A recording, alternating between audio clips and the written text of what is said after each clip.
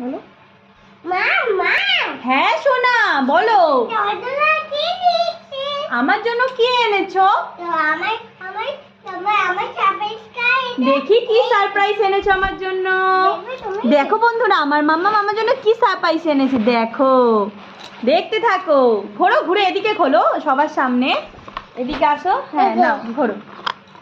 দেখি আমার জন্য কি এনেছে দেখি। দুটো কলগেট। কোনটা আমার?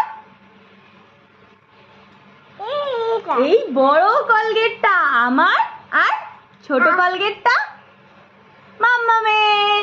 থ্যাংক ইউ মাম্মাম, আমাদের জন্য কলগেট আনার জন্য। এটা দিয়ে দাঁত পরিষ্কার করবো।